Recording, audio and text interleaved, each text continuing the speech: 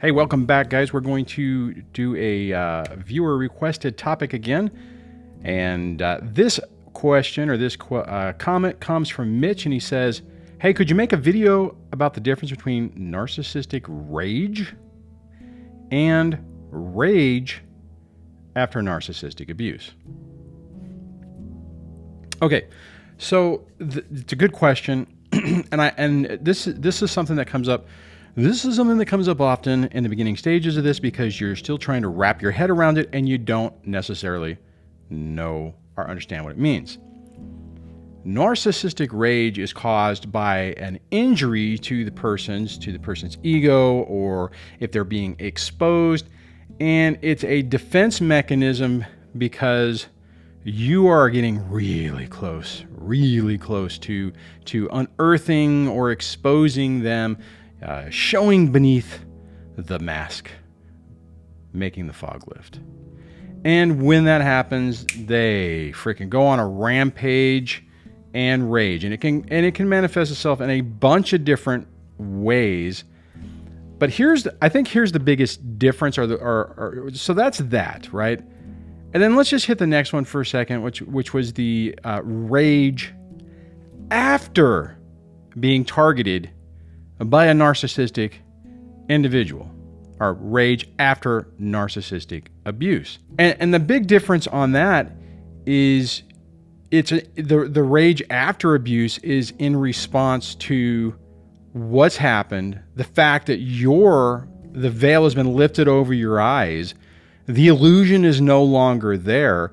You know what you're dealing with, what's happened, and you see basically the monster behind the mask. Okay, so let's dive into the key differences on this. And it all really boils down to intent.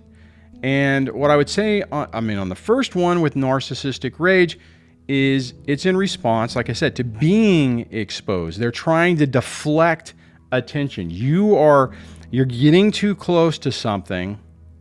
You're calling them out on something. You're trying, maybe even trying to have a reasonable conversation with them, and they just flip out. Okay, they start shaming you, or they start attacking you, or they're basically trying to deflect. It's a deflection tactic that typically works because when it happens, you're so like, what just happened? Why are it's like, what the hell's going on, right?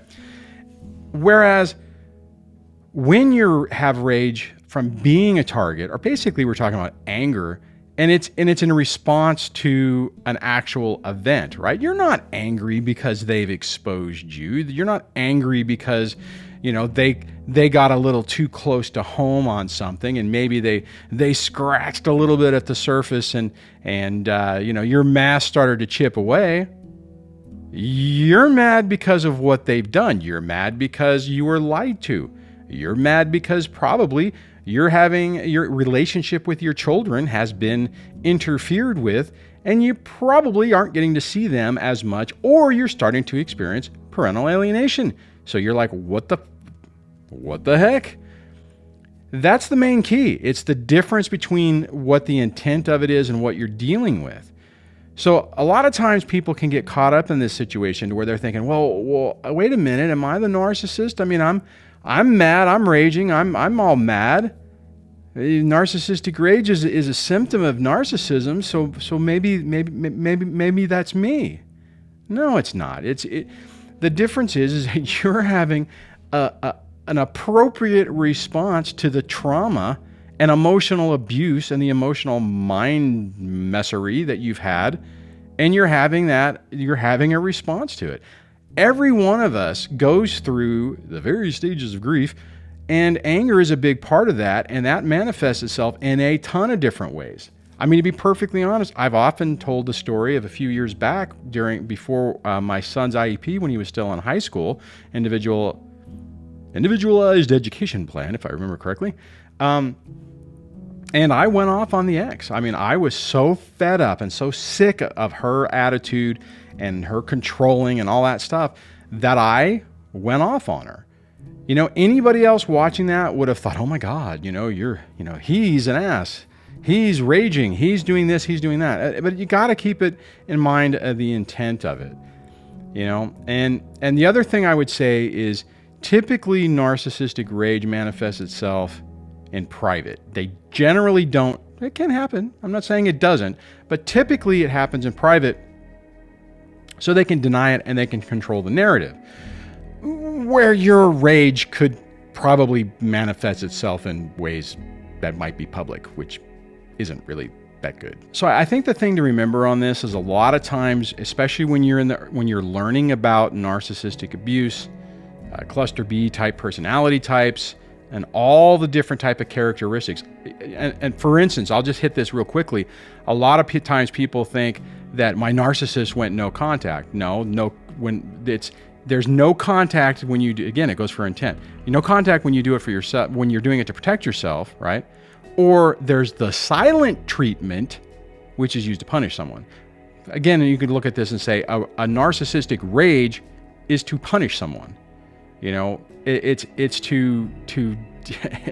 for a very specific purpose, to try to regain control of the situation and the person that they're targeting. Again, whereas rage after narcissistic abuse is an appropriate, in my opinion, response to maybe appropriate is not the right word, justified. It's a justified response to that being targeted and the narcissistic abuse. So I hope that clears that up, Mitch. Very good question. And there's a lot of there's a lot of issues in the beginning stages when you're trying to figure all this stuff out. And I'm not sure. You might know the answer, and maybe you were thinking that this was an appropriate question to ask just for people who are starting out. And it is. And I think that there's, oftentimes when you're in the beginning of it, that's what it is. You're looking at those terms and you're trying to well, wait a minute, what's the difference? And there's a huge difference. Again, it goes towards intent.